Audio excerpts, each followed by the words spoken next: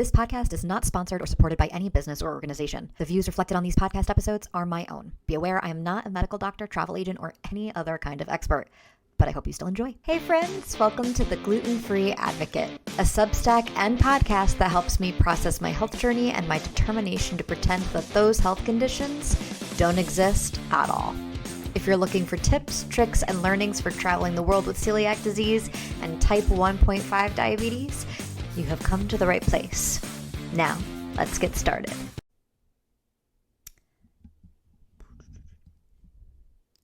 Hi, everyone. Welcome to another episode of the Gluten-Free Advocate podcast. I am so excited that we're going to be, talking about languages and how do you encounter travel when you have to communicate very real needs like your food allergies or your dietary restrictions, especially when the results are so extreme. The stakes are really high as far as eating food. So that's going to be today's topic of conversation, of how I personally handle it and my tips or tricks on the way that I feel like is the best way to go. And one of those points I don't really follow, but do as I say, not as I do, dear listeners, for all the 5 of you that are out there.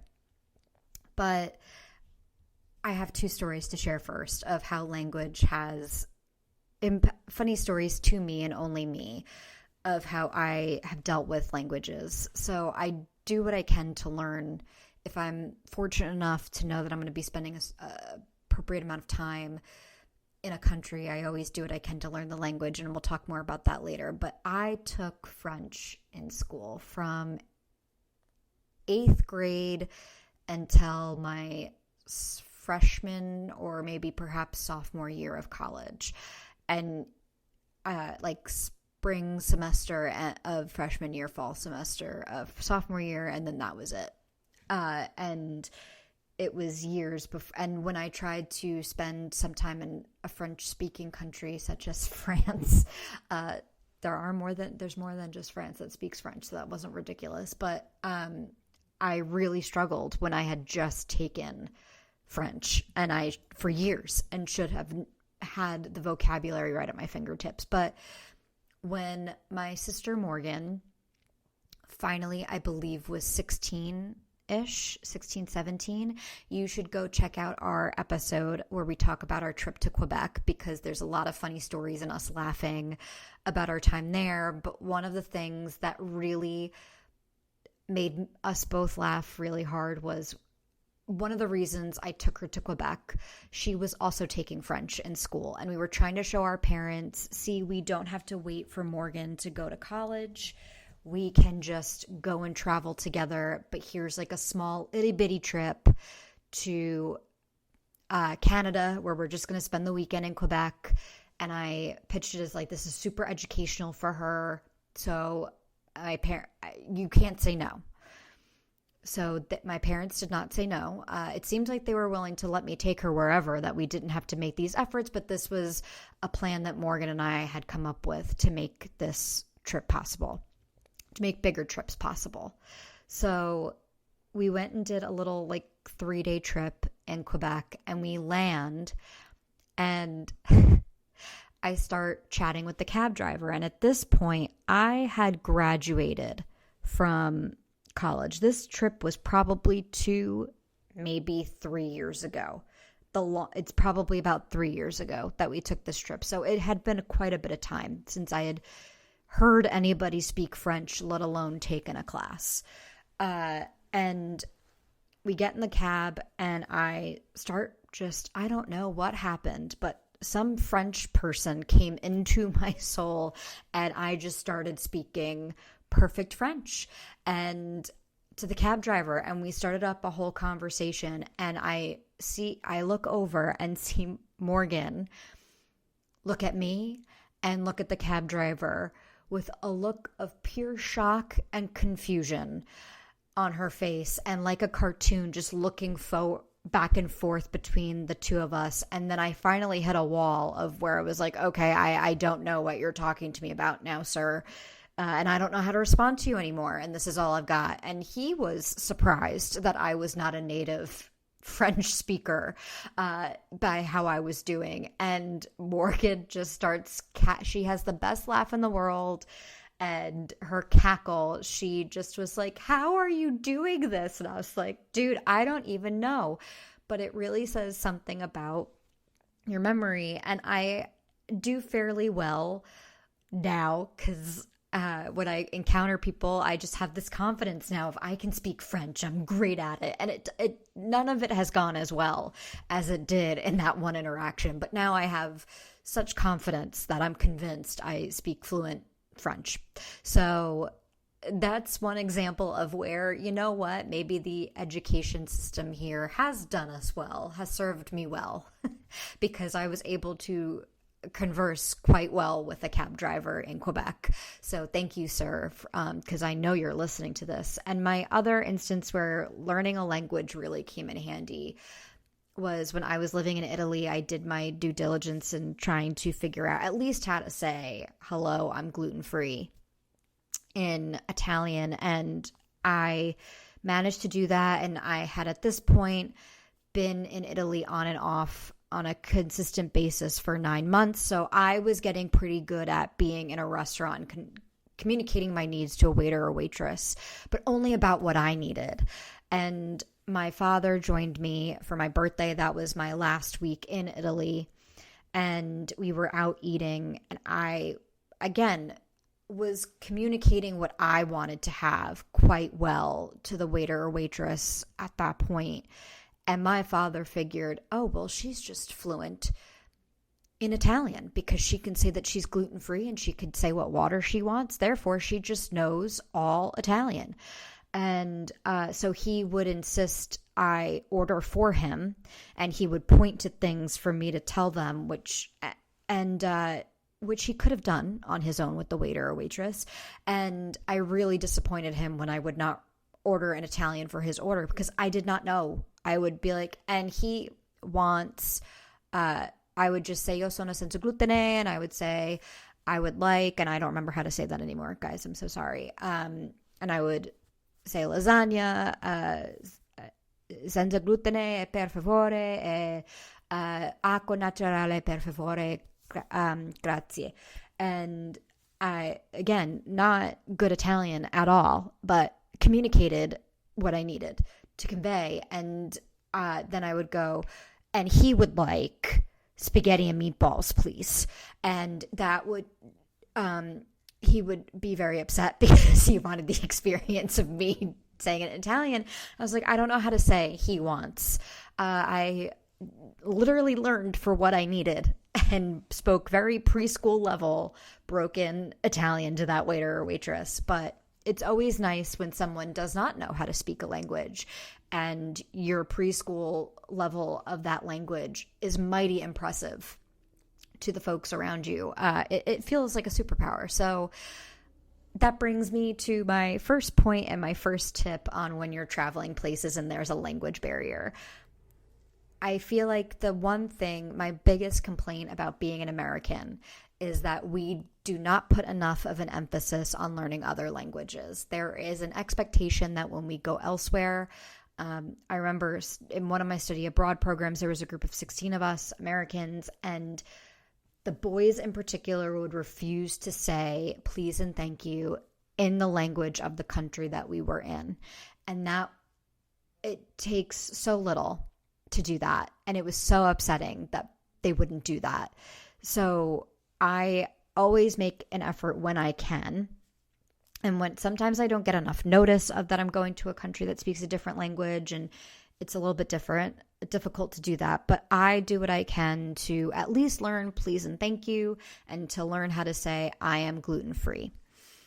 One of the ways that I do that, again, if I have the privilege of knowing, I highly recommend using Duolingo. I know that's controversial, but it gives me enough of an education to put together what I need so that way I can convey my needs in the best way possible. Even if it's putting it in writing, even if it's giving me the ability to just read really well of where I'm going and what I'm doing, I have found that Duolingo has always been helpful in that. And right now on my Duolingo app, I am taking Italian, I'm taking French, I'm taking Spanish, I'm taking Polish, and I'm taking Dutch.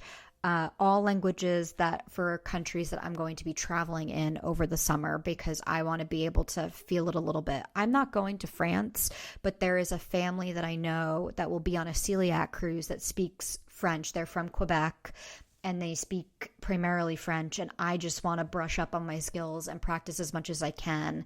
So that way, by the time I see them, I can communicate a little bit better with them. I don't know how well that will work out because I have not been consistent in my practice of all these languages. And I'm going to be real, I'm hitting a wall in Polish and Dutch. I'm having a really hard time with those two languages in particular. But you know what? I'm making the effort. So I highly recommend that.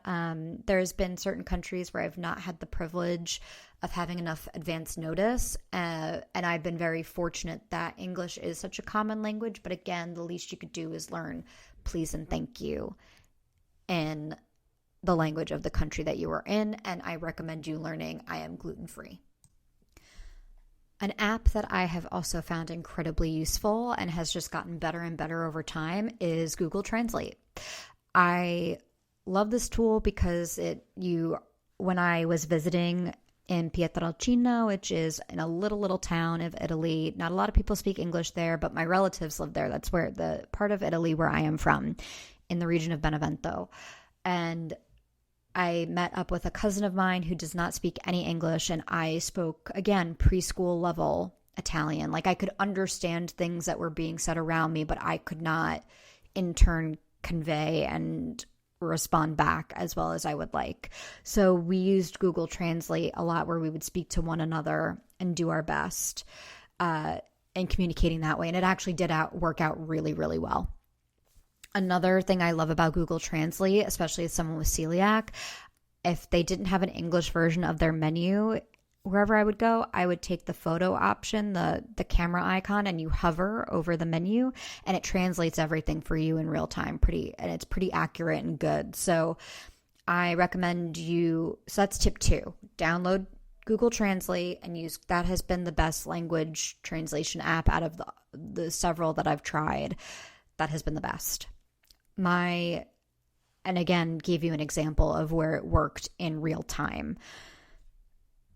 It made connecting with people a lot better. It's something that like you have as much fun with as you can. And like, oh, this is so silly and we're doing the best that we can. And it allowed me to get a lot closer to my cousin than I think my father was able to, because my cousin and I were having the experience of like hovering over the phone and talking to one another. Whereas, that kind of leaves someone out. So for group stuff, that's not as great, but it was really helpful in that and wonderful in that situation. My third tip, which is one that I need to be better about, is using an Equal Eats card. So I've only used it once, and that was only because the Celiac Cruise folks provided those cards to us on my very first cruise. This was for an Amma Waterway cruise. I don't know if they definitely do not hand these cards out on Royal Caribbean, and I'm unsure if they do it still for other, Amma Waterways cruises, but it was incredible. I loved being able to take those cards and go to a restaurant, and it has the complete translation and breakdown of communicating your needs for your allergies on one card and in the language in the country that you are in. And I was able to just hand the card over to a waiter or a waitress that was helping us at a restaurant. They would they would say, yes, understand, or they would take that card back to the kitchen, and ultimately I would get the card back usually, but I would be prepared to have a couple of printed copies if you'd like. I believe a digital copy is free, and you do have to pay for the printed out ones, but it was really helpful. If some people, there's just a mental block in being able to absorb languages. Like for me, I will never be able to understand. I think I'm going to have a really hard time with Dutch and Polish because I've been trying to learn it for months and I'm not absorbing any of it. I'm not progressing at all. So I think for me, it would be helpful to have cards in those languages to be able to provide when I go to a restaurant over the summer. I know that if I go to an Asian country, specifically, I know that there's a trip that I'm planning to go to Japan soon and within the next few years.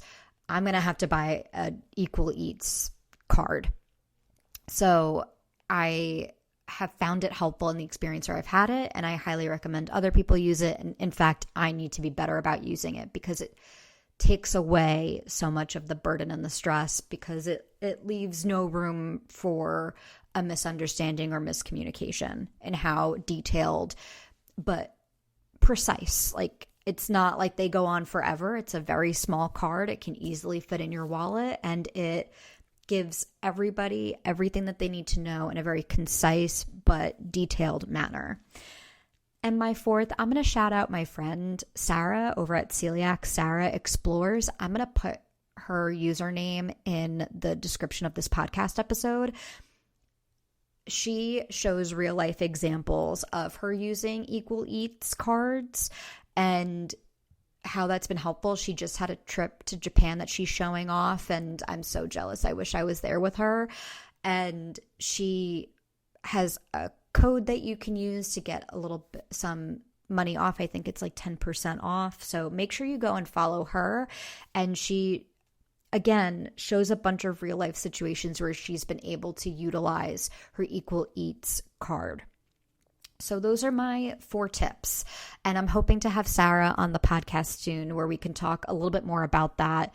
And she has a lot of really good tips and tricks on how to travel with having celiac disease. She has been to so many places. She makes me feel like the impossible is possible. And I finally got to meet her when we did the celiac cruise in Australia, and her husband KJ, and I love them so much. They are just such good people, and Sarah is just game to help anybody and wants to make sure that everybody feels like traveling is possible, and she never lets anything hold her back. I think safety is the main thing that keeps maybe her from traveling to certain places, but this year they're having a particular year of travel, and I'm enjoying watching every bit of it, and I'm saving a lot of her posts for places that I want to go to, and places in particular that I felt like I would like. She's been to Africa. I've never thought Africa would be a possibility for me, and now I feel like it is because of her. So highly recommend that. So to recap, my 4 tips: learn the language, go on Duolingo. If you can only learn so much and still need some help with translating, make sure you download Google Translate. That's going to be super helpful. Get Equal Eats cards in whatever language that you need, even English, because that might be helpful. Some restaurants may appreciate that over here. And shout out to my friend Sarah at Celiac, Sarah Explores. And those are my tips. Hopefully this is a helpful, short and sweet episode. And I'm looking forward to talking to you guys about a whole bunch of other things. And we have some exciting guests coming up. So ready to share some more travel tips and tricks with you guys. If there's anything in particular that you want to hear about or talk about, or stories you want shared, please reach out to hieatexplorelove@gmail.com. And can't wait, because I have some time between my travels, and I want to hear some of your stories and your experiences and your tips and tricks on how you deal with the everyday things. Thank you so much. Till next time. Thank you for joining me this week for an episode of The Gluten-Free Advocate. For more information on what's discussed on the podcast, check out the episode description and/or my Substack, The Gluten-Free Advocate. If you have any questions or fun stories to share, feel free to reach out at hieatexplorelove@gmail.com. Till next time. This episode is produced by Leigh Francis Productions.